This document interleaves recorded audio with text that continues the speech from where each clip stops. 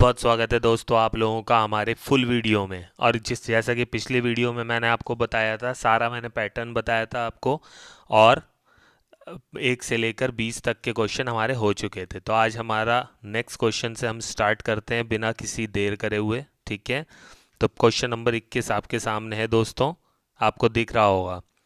यहाँ पर लिखा हुआ है, एक दुकानदार फल खरीदने और बेचने में कम तौल का उपयोग करके 24% तक धोखा देता है, तो उसका कुल लाभ प्रतिशत बताइए।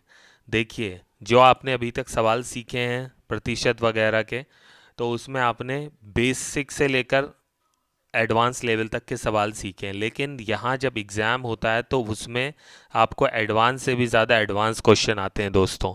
तो ऐसे क्वेश्चंस में आपको क्या करना होता है, आपको स्टेटमेंट बनानी होती है। लेकिन यहाँ पर जो को प्रश्न दिया हुआ है, एक दुकानदार फल खरीदने और बेचने और कम तौल का उपयोग करके 24% तक धोखा देता है, तो उसका कुल लाभ प्रतिशत बताइए। इसमें सिंपल आपका सूत्र है, लाभ प्रतिशत का जो सूत्र होता है वो आपको लगाना है। ठीक है, इसमें जो क्या होता है, लाभ यानी 24 + 24, ठीक है, और गुणा लाभ का स्क्वायर यानी कि 24 × 24/100। ये जो है आपका फॉर्मूला बनेगा और आपका आंसर निकल के आ जाएगा। ठीक है दोस्तों, इस फॉर्मूले को ध्यान दीजिएगा और बिल्कुल अच्छे से इसको सॉल्व करिएगा। ठीक है, इसको सॉल्व करने पर आपके पास आंसर क्या निकल के आ जाएगा दोस्तों, आंसर आपका निकल के आएगा ये 53.76। बी इसका सही आंसर है। ठीक है, अगले क्वेश्चन पे चलते हैं हम। एनीफिलीज मच्छर कौन से वेक्टर वहन करता है? ठीक है, वेक्टर वहन का मतलब क्या होता है, कौन से बीमारियां वहन करता है। ठीक है, एनीफिलीज मच्छर क्या होता है, डेंगू जो होता है वो मादा एडीज मच्छर से होता है, ये आपको पता है। फाइलेरिया जो होता है, जिसे हाथी पाँव भी कहते हैं दोस्तों। ठीक है, तो यहाँ पर क्या है, 22 का आपका 1 और 2, मलेरिया और फाइलेरिया दोनों सही हैं। इसका मतलब आप कौन सा ऑप्शन लगाएंगे, सी ऑप्शन।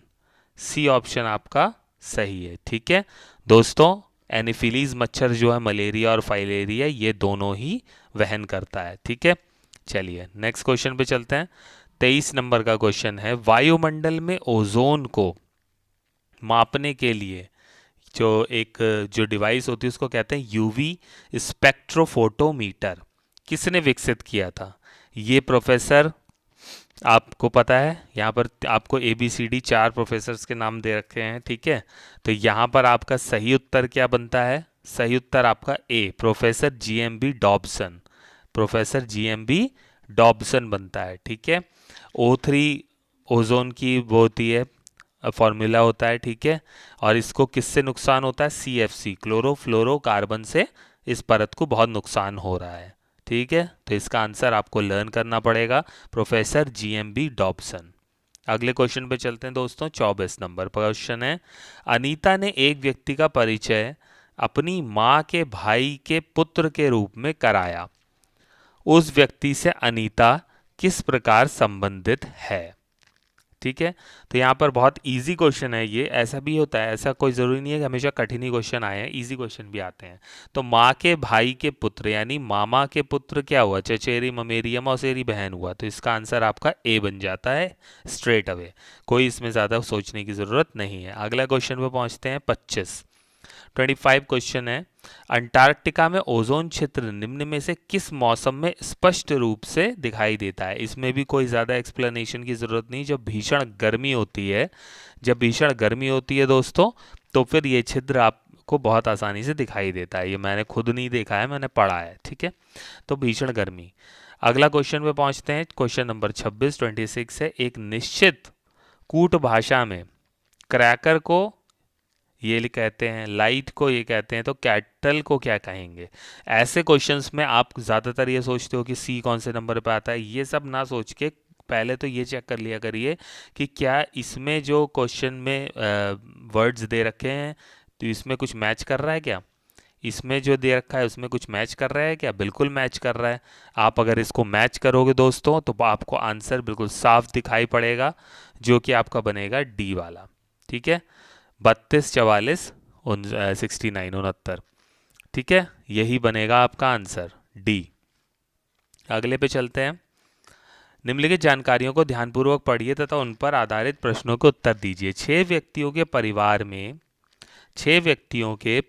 में आप पढ़ पा रहे होंगे, 6 व्यक्तियों के परिवार में 3 पुरुष या 3 महिलाएं हैं, फिर है इनमें 2 विवाहित जोड़े, दो। तो इस ऐसे जो सवाल होते हैं दोस्तों, इसमें आपको इनका संबंध बनाना पड़ता है। ठीक है, अगर आप इसमें रफ में लिख लेंगे कि 3 महिलाएं 3 पुरुष कौन से दे रखे हैं आपको, लोकेश, मानव, नीतीश और रानी, सविता और तन्वी, तो उनके नाम लिखिए, फिर कौन डॉक्टर कौन इंजीनियर है, फिर ऐसे ही ये आपको 1 2 3 और ये सारी चीज़ें क्या दे रखी हैं आपको, एक इसके स्टेटमेंट्स दे रखे हैं। ठीक है, ये देखिए यहाँ पर आपके स्टेटमेंट्स दे रखे हैं, तो आप ये सब इस स्टेटमेंट्स को पढ़ेंगे, उसके बाद आप आंसर लिखना शुरू करेंगे। ठीक है दोस्तों, तो आंसर क्या है, निम्नलिखित में से कौन से 2 व्यक्ति अविवाहित हैं? रानी और माधव इसमें आपके अविवाहित निकलेंगे। ठीक है, तन्वी मानव से किस प्रकार संबंधित है?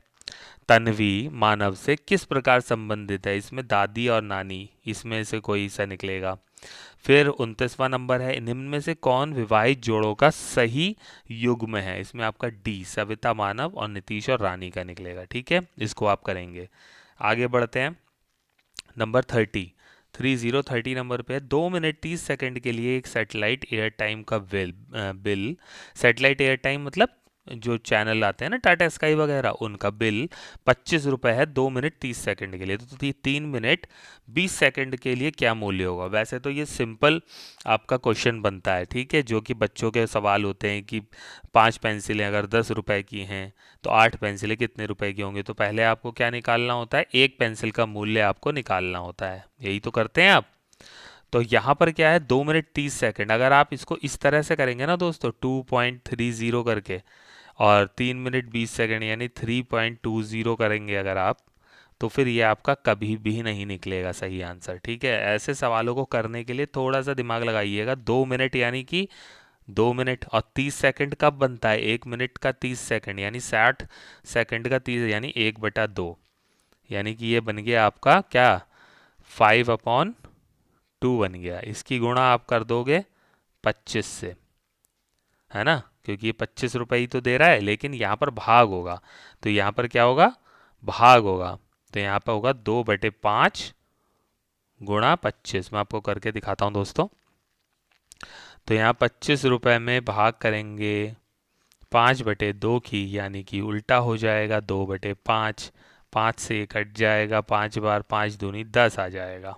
ठीक है, उसके बाद क्या करेंगे, अब नेक्स्ट स्टेप करेंगे 3.20, 3 मिनट और 20 सेकंड कैसे बनेगा, 1/3 बनेगा, 1/3 बनेगा। ठीक है, तो 3 3 और 1 10, तो यहाँ पे आएगा 10/3, और इसमें आप 10 की गुणा कर देंगे तो क्या बन जाएगा, 100/3, तो आपका आंसर आ जाएगा 33.33। 33.33 आपका आंसर बन जाएगा। तो आपको साफ दिख रहा है 33.33 आपका ए आंसर बनेगा। नेक्स्ट क्वेश्चन पे चलते हैं दोस्तों, जो कि है 31 नंबर का। निम्न में से कौन सा सेकेंडरी मेमोरी से संबंधित नहीं है? अगर आपने कंप्यूटर थोड़ा बहुत भी पढ़ा होगा तो आपने देखा होगा प्लॉटर, मैग्नेटिक टेप और हार्ड डिस्क ड्राइव, ये सब मेमोरी से ही संबंधित होते हैं। सिर्फ मैग्नेटिक सस्पेंशन जो डी वाला है ये मेमोरी से संबंधित नहीं होता है। ठीक है, गणना करनी है आपको। अगले सवाल में गणना करनी है, क्या है, 621/60 यानी कि 62,160 बटे 185/24, यानी कि आप इसको सिंपली आप लिख लेंगे। ठीक है, कैसे लिखेंगे, 62160 बटे 185, और इसके भी बटे में है, यानी कि ऊपर आ जाएगा 24। इसको आप हल कर लोगे दोस्तों, बहुत ही इजी गणना है ये। तो इसको हल करने पर आपका क्या निकल के आएगा, 32 को हल करने पर 14, क्या निकल के आएगा बच्चों, 14 निकल के आएगा। तो आपका सी आंसर आपका बिल्कुल सही हो जाएगा। ठीक है, अगला सवाल पे चलते हैं, 33 नंबर। कथन को पढ़े तथा दिए गए विकल्पों में से निष्कर्ष चुनें। सभी बैग बिस्तर हैं, सभी बैग, यानी कि ये आप मान लो एक वैन आरेख, ये बैग है, ठीक है, ये क्या है आपका बैग, और ये क्या है बिस्तर है, यानी कि ये बेड है, ठीक है, ये बिस्तर है, बेड। और दूसरा क्या दिया हुआ है, कुछ बिस्तर नक्शे हैं। अब कुछ बिस्तर जो हैं वो क्या हैं, नक्शे हैं, यानी मैप हैं, ठीक है, ये आप मैप लिख दिया मैंने।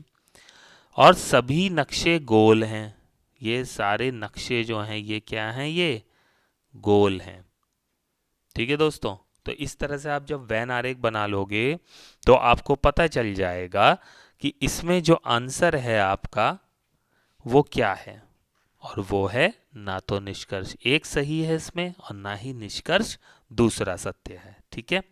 ऐसे सवालों में आपको निष्कर्ष ही समझना है, आप अपना दिमाग नहीं लगाएंगे, जो आपका कथन दे रखा है उसी में निष्कर्ष निकालना है, ठीक है। अगला क्वेश्चन बहुत अच्छा है, कई बार आ चुका है, 34वां 34 नंबर का ये क्वेश्चन।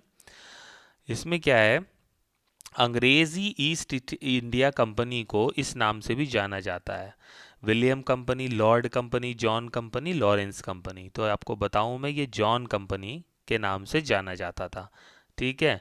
आपको ये पता है ईस्ट इंडिया कंपनी की स्थापना कब हुई दोस्तों, इसकी स्थापना हुई थी 31 दिसंबर 31 दिसंबर सन 1600 में, ठीक है। ये भी एक क्वेश्चन बन सकता है, इसलिए मैं आपको बताता चलता हूँ जितनी मेरे को जानकारी है।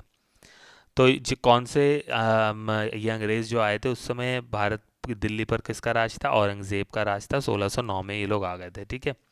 आगे बढ़ो, 35 नंबर पे देखिए आप क्या है, गणना करनी है आपको, इसमें भाग करनी है और 7 से इसकी माइनस करनी है। तो सिंपल है, आप आराम से इसको कर सकते हो, बहुत छोटी सी गणना है, कोई बड़ी गणना ऐसा ज़रूरी नहीं है कि हमेशा कठिन ही आए, ठीक है। इसका आंसर आपका निकल के आएगा 2, इसका आंसर क्या निकल के आएगा 2, बी आंसर इसका सही है। 36 पे पहुंचते हैं हम, निम्न में से कौन हिंदुस्तान सोशलिस्ट रिपब्लिक एसोसिएशन का सदस्य नहीं था। देखो दोस्तों, ये जो थी हिंदुस्तान सोशलिस्ट रिपब्लिकन एसोसिएशन, ये क्रांतिकारियों की थी, क्रांतिकारी चंद्रशेखर आज़ाद भी क्रांतिकारी थे, भगत सिंह भी क्रांतिकारी थे, सुखदेव भी क्रांतिकारी थे, नाना साहब जो थे, तात्या टोपे, ये सन 1857 में जो प्रथम स्वतंत्रता संग्राम हुआ था उसमें इन्होंने हिस्सा लिया था। तो ऑब्वियसली ये इस समय नहीं थे, तो ये इसका आंसर बन जाएगा, ठीक है दोस्तों, डी। आगे क्वेश्चन पे चलते हैं हम। ये कौन सा क्वेश्चन आ गया भाई 36 के बाद, 37, ये है। कथनों को पढ़ें और दिए गए विकल्पों के निष्कर्ष चुनें। बहुत इजी है, बहुत ही आराम से आप कर लोगे इसको। यहाँ पर क्या दिया हुआ है, कथनों को पढ़ें तथा दिए गए निष्कर्षों को चुनें। तो इसमें आपका क्या है, फिर वही वैन आरेख आपको बनाना है, अगर आप बनाओगे तो आपको पता चल जाएगा, इसका सी आंसर आपका सही है, ठीक है दोस्तों। मैं यहाँ पर जो क्वेश्चन ऐसे वाले हैं जिसमें आपको वैन आरेख बनाने हैं या कुछ स्टेटमेंट्स दे रखी, उनको मैं ज़्यादा टाइम नहीं वेस्ट कर रहा हूँ यहाँ पे, क्योंकि हमारे पास समय कम है वीडियो में। आगे बढ़ते हैं हम 38 नंबर के क्वेश्चन पे, 38 पे, अमेरिका में national aeronautics and space act कब पारित हुआ था। तो इसके बारे में कुछ जानकारियां मैं आपसे शेयर करना चाहता हूँ। ये एक्ट पारित हुआ था सन 1958 में, ठीक है। इस एक्ट को 123 123 भी कहते हैं, इस एक्ट को 123 भी कहते हैं, ठीक है बच्चों। 1958 में हुआ था, इसको 123 एक्ट भी कहा जाता है, ठीक है। ये जरूर ध्यान रखिएगा, बहुत बार आता है ये, पूछते हैं, ठीक है। और ये परमाणु ऊर्जा से संबंधित है। एक और लॉ है जो बहुत पूछा जाता है, अमेरिकन लॉ, वो है PL 380, PL 380 लॉ के बारे में पूछा जाता है। तो यह जो गरीब देश हैं, जो दूसरे देशों में खाद्यान्नों की कमी है, अमेरिका द्वारा उनको जो खाद्यान्न दिए जाते हैं उसके संबंध में ये लॉ पारित किया गया था, ठीक है। अब 39 नंबर 39 नंबर के क्वेश्चन पे आ जाओ दोस्तों, बहुत ही इजी क्वेश्चन है। यहाँ पर क्या है, k का मान -3 दे रखा है, m का 1 दे रखा है और n का -4। तो इसको इस समीकरण में आपको इजीली रख देना है इस समीकरण में, और आपको आंसर निकालना है। आंसर आपका क्या निकल के आएगा, -7। ठीक है। जगमोहन डालमिया, अगला क्वेश्चन है 40। जगमोहन डालमिया के अचानक निधन के बाद बीसीसीआई यानी board of cricket control of India का किसको अध्यक्ष नियुक्त किया गया था? तो ये थे शशांक मनोहर। शशांक मनोहर जी इसके अध्यक्ष थे। ठीक है। होप कि आपको ये वीडियो पसंद आई होगी। अगले वीडियो में के लिए तैयार रहिएगा। कल मैं अगला वीडियो बनाऊंगा जिसमें मैं 41 से लेकर 60 तक के प्रश्न आपको बताऊंगा। ठीक है। बहुत तेज़ी से करा रहा हूँ, ऐसे ही वीडियो ज़्यादा लंबी ना हो इसलिए कम क्वेश्चन करा रहा हूँ, एक बार में 20-20। ठीक है। इनको आप एक दिन में रिवाइज ज़रूर करिए दोस्तों, परीक्षा सर पे है। धन्यवाद। जय हिंद।